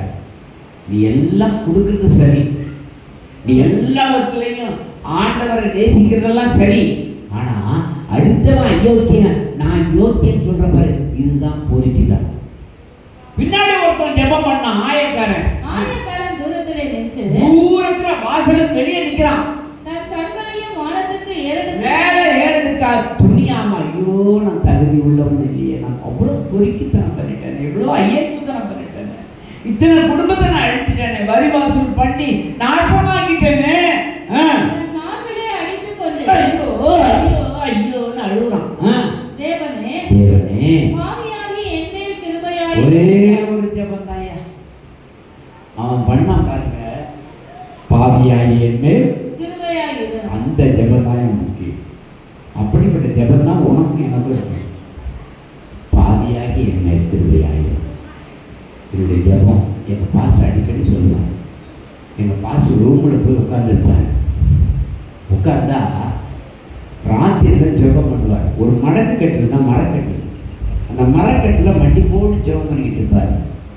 நைட்டில் பார்த்தீங்கன்னா அவர் ஜெபம் பண்ணுறாருன்னா ஒரே ஒரு சத்தம் தான் கேட்கும். நல்ல ஹைட்டு, 6 அடி உயரம் இருப்பார், நல்ல வெயிட்டு. அந்த கட்டில் கிழிச்சு கிழிச்சு கிழிச்சு கிழிச்சுக்கும், வாய் வந்து ஒரு சத்தம் வராது. அப்படியே மண்டி போட்டு அழுது அப்படியே தண்ணி தாரையாக ஊற்றும். ஆண்டவரே மண்ணியும், ஆண்டவரே மண்ணியும், ஆண்டவரே என்னை மன்னியும், ஆண்டவரே என்னை தகுதிப்படுத்தும், நான் தகுதியானவன் அல்ல ஆண்டவரே, என்னை சீர்படுத்தி என்னை பயன்படுத்தும். அந்த தேவனாய் அவரை உலகம் முழுவதும் பெரிய ஊழியக்காரன் மாற்றிருச்சு. ஒரு அடையில சொல்லுங்க பார்ப்போம். நான் நல்லா மாறணும், ஆசீர்வாதமாக உன்னை பயன்படுத்தணும், உன் குடும்பத்தினுடைய தேவைகள் எல்லாம் சந்திக்கப்படணும்னா நீ கண்ணீரோடு ஜெபிக்கிற ஒரு ஆளாக இருக்கணும், கண்ணீரோடு கர்த்தருடைய முகத்தை பார்க்கிற ஆளாக இருக்கணும், தாழ்மையான ஜெபம் உள்ள ஒரு ஆளாக இருக்கணும். அல்லேலூயா. அந்த தாழ்மையின் ஜெபத்தை கர்த்தர் கேட்கிறார் ஐயா. ஒரு அடியிலே சொல்லுங்க பார்ப்போம். 3வது காரியமா மத்திய 26:39 நாம் சுருக்கமாக படித்து ஒரு ஐயத்தில் முடிக்க போகிறோம். மத்திய 26:39. சற்று அப்புறம் போய் முகம் குப்புற விழுந்து, ஆண்டவர் சற்று அப்புறம் போய் முகம் குப்புற விழுந்து, என் பிதாவே, என் பிதாவே, இந்த பாத்திரம் என்னை விட்டு நீங்க கூடுமானால் நீங்கபடி செய்யும், ஆகிலும் என் சித்தத்தின்படி அல்ல, என் சித்தத்தின்படி அல்ல, உம்முடைய சித்தத்தின்படியே ஆகக் கடவுது என்று ஜெபம் பண்ணினார். ஆமென். 39, 42, 44 வசனங்கள் படிக்கும்போது 3 தடவை ஜெபிக்கிறார். 3 தடவை ஜெபிக்கிறார். இது ஏன் விருப்பத்தின்படி அல்ல. என்ன ஜெபம் பண்றாரு? உங்களுடைய சித்தத்தின்படியே ஆக கடவுள். நம்முடைய ஜெபம் எப்படி இருக்கணும்? நம்முடைய ஜெபம் எப்படி இருக்கணும்? ஏமா எல்லாரும் நிமிர்ந்து உட்காருங்கம்மா. நம்முடைய ஜெபம் எப்படி இருக்கணும்? என் சித்தத்தின்படி அல்ல. ஆண்டவர்கிட்ட சொல்றார், ஆண்டவரே நாளைக்கு நான் வந்து இந்த 2 நாள்ல என்னை சிலுவையில் கொல்ல போறாங்க, ஆனா நானும் நீரும் பிரிந்ததே கிடையாது, ஆனா இன்னைக்கு பிரிந்தாக வேண்டிய கட்டாயம். எனக்குள்ள எல்லாருடைய அக்கிரமங்களும் விழப்போகிறது, எல்லா அக்கிரமங்களையும் நான் சுமக்க போகிறேன். சுமந்துட்டேன்னா, நான் பாவி ஆயிட்டேன்னா உம்மண்டையில நான் நிற்க முடியாது. அவ்வளோ ஒரு புதுமையான காலகட்டத்தில் நான் சந்திக்க போறேன். இது உங்களுடைய சித்தம் தான் நடக்கிறாங்க. பிதாவை பார்த்து இயேசு சொல்ற, அதெல்லாம் நமக்கு ஒரு நல்ல ஒரு வழிமுறைகள். நான் ஜெபிக்கிற ஜெபங்களுக்கு இதெல்லாம் ஒரு பயிற்சி முறைகள். ஆண்டவர்கிட்ட கண்ணீரோட ஜெபிக்கணும். ஒரு ஜெபம் வேணும். எதுக்காக செய்கிறார்? அப்போ அவர் 3 பேர் விருப்பமான கொண்டு வர்றார். யார் யாரு? யோவான், பேதுரு, யோவான், யாக்கோபு. 3 பேரை மட்டும்தான் பல இடங்களுக்கு பர்சனலாக அழைச்சிட்டு போவார். இந்த 3 பேருமே அவரை விட்டு விலகி ஓடணும். ஆனால் யோவான் மட்டும் விடலை. அவர் பின்பற்றி கொண்டே இருந்தான். தாழ்மையான போட்டு பின்பற்றி கொண்டே இருந்தான். அல்லேலூயா. ஒருவேளை நீ ஓடலாம், அதை பற்றிலாம் நான் கவலைப்படலை. நீ ஓடினே இன்னொரு ஆள் வருவான். நான் நடத்த வேண்டியது நடத்திக்கிட்டே இருப்பேன். அவருடைய வகையில் நான் கணக்கு கொடுக்க வேண்டிய பொறுப்பில் இருக்கிறேன். நான் ஆண்டவர்கிட்ட சொல்லணும், ஆண்டவரே நான் எல்லாருடைய பாரங்களையும் சுமக்க விரும்புகிறேன். ஒரு ஊழியக்காரனுடைய ஜெபம் எப்படி இருக்கணும்? எல்லாருடைய பாரங்களையும் நான் சுமக்கிறேன். ஆண்டவரை எல்லாரையும் விடுவிக்கிறேன். ஆண்டவரை இந்த ஜெபிக்கிற ஜெபம் குறையவே கூடாது. இந்த பெருமூச்சு விட்டு நான் சொல்கிறேன் பாருங்க, ஜெபம் உடனே பதில் கிடைக்கும். நீங்கள் அதுக்கு சப்போர்ட்ஃபுல்லாக இருக்கணும். நான் ஜெபிக்கிற ஜெபங்களுக்கு உறுதுணையாக 3 பேர் இருந்தாங்கன்னா இப்போ 30 பேராவது 300 பேராவது இருந்து ஆகணும். எனக்காக என்னோட சேர்ந்து ஜெபிக்கிற ஆள் வேணும். அப்பதான் தேவ சித்தத்தை நிறைவேற்ற முடியும். தேவ சித்தம் எப்போ நிறைவேறும்? நான் ஜெபிக்கணும். இந்த ஜெபங்களுக்கு நீங்கள் சப்போர்ட்டாக நிற்கணும். கண்ணீரோட ராத்திரி பகலாக ஜெபிக்கணும். அல்லேலூயா, அல்லேலூயா. இன்னைக்கு பாகிஸ்தான் பிள்ளைகள் வந்துட்டாங்க. ஆண்டு விழாவில் வந்ததுனால அவங்க வீட்டுக்காரமா வரல. அப்படியே இருக்குது. வந்துட்டாங்களா அவங்க வீட்டுக்காரமா? வரல. என்னத்தை சொல்லணும்? மோட்சமாக போயிருக்காங்க. போக முடியுமா? ஒவ்வொரு நாளும் கர்த்தருக்காக நாட்களை விசேஷித்து கொண்டு இருக்கோம்னா அது உண்மையானவங்க. அதை தான் ஆண்டவர் எதிர்பார்க்குறாரு. என் சொந்த விருப்பத்தெல்லாம் நிறைவேற்றக்கூடாது. நான் கர்த்தருக்குரியது. அவரை நான் நேசிக்கணும், அன்பு பாராட்டணும். அல்லேலூயா. பாருங்க, நெருக்குதல் வரும் பொழுது, போராட்டம் வரும் பொழுது நான் கொடுத்த சத்தியத்தில் உறுதியாக இருக்கணும். அந்த சகோதரி இன்னைக்கு சாட்சி சொன்னாங்க. நான் அந்த கல்லை போய் சாட்சியை வச்சு ஜெபிக்கிறத விட கர்த்தர்கிட்ட நான் நிற்கிறேன். நீ சொல்றதுக்கு நான் கீழ்ப்படிய முடியாது. தானியேல் எழுதின புத்தகம் 6வது அதிகாரம் 10வது வசனத்தை நீங்கள் படிக்கும் பொழுது முடிக்க போறது. 10வது வசனத்தை படிக்கும் பொழுது தானியேலோ என்றால் அந்த பத்திரத்துக்கு கையெழுத்து வைக்கப்பட்டது என்று அறிந்த போதிலும் தன் வீட்டுக்குள்ளே போய் தன் மேல் அறையிலே எருசலேமுக்கு நேராக பலகணிகள் திறந்திருக்க அங்கே தான் முன் செய்து வந்தபடியே தினம் 3 வேளையும் தன் தேவனுக்கு முன்பாக முழங்கால் படியிட்டு ஜெபம் பண்ணி ஸ்தோத்திரம் செலுத்தினார். இந்த சட்டத்தை நீ கை கொள்ளனா உன்னை அரெஸ்ட் பண்ணி உள்ள போடுவான். அந்த சட்டத்துக்கு கையெழுத்து வைக்கப்பட்டது தெரிஞ்ச பிறகும் அவன் எப்பொழுதும் போல என்ன பண்ணானா?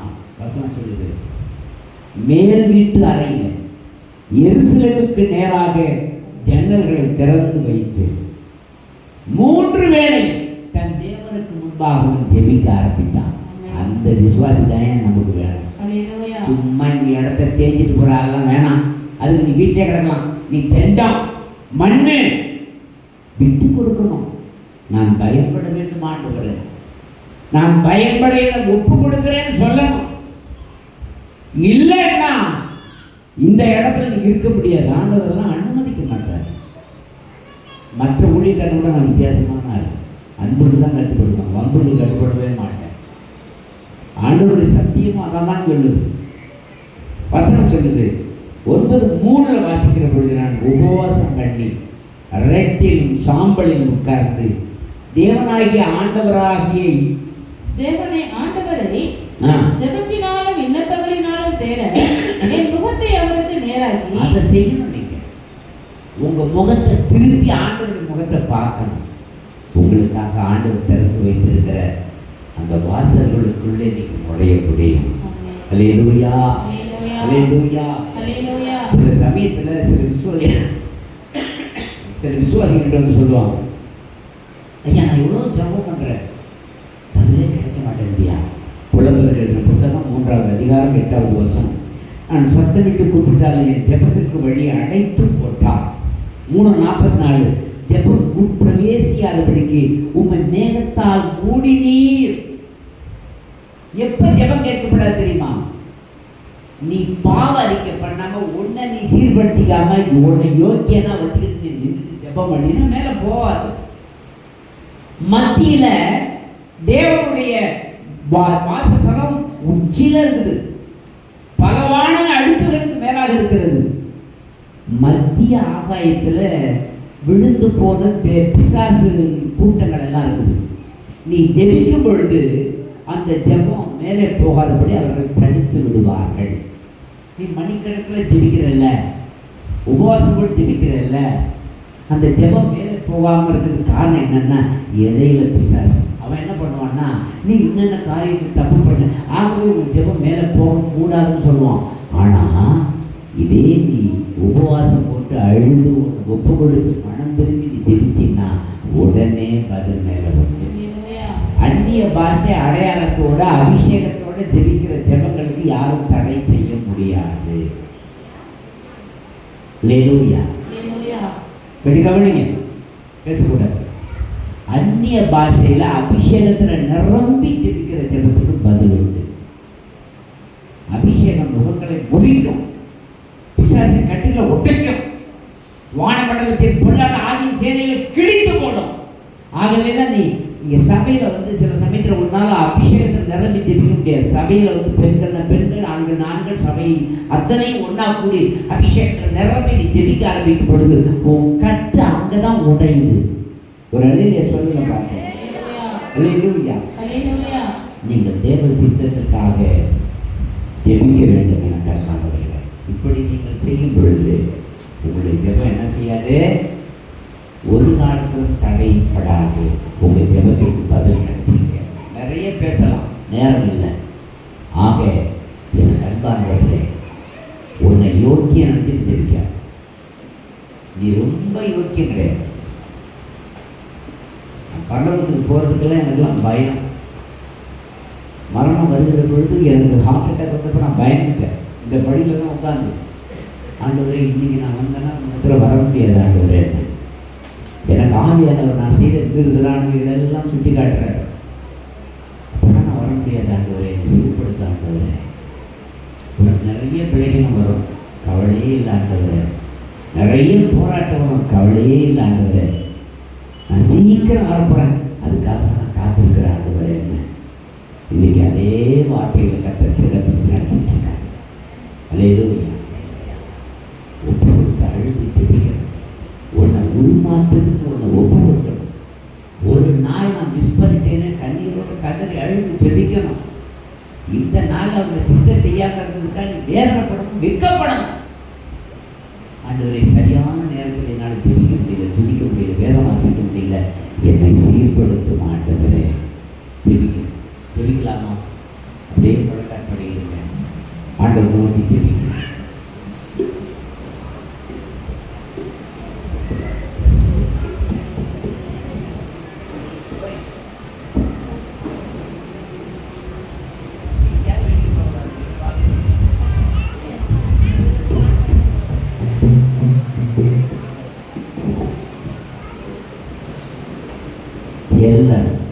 ஒரு நிமிஷம் சிந்திச்சு பாருங்க. ஒரு நிமிஷம் சிந்தனையில கொண்டு வாங்க.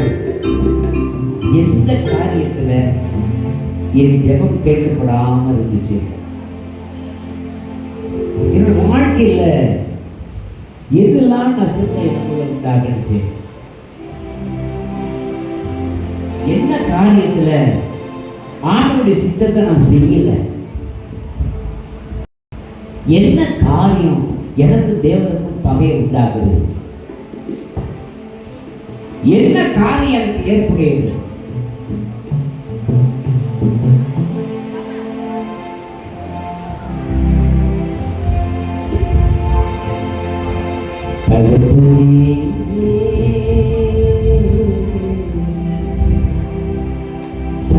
தலைநிமிர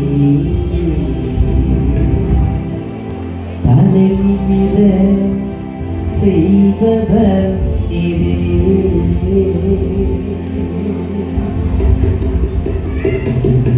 தகப்பனே, தந்தையே, தலைநிமிர செய்பவர் நீரே.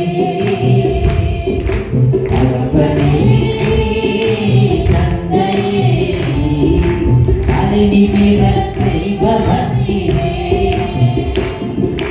வேதகம் நீரே, மகிமையும் நீரே, தலைநிமிர செய்பவர் நீரே. வேதகம் நீரே, மகிமையும் நீரே, தலைநிமிர செய்பவர் நீரே.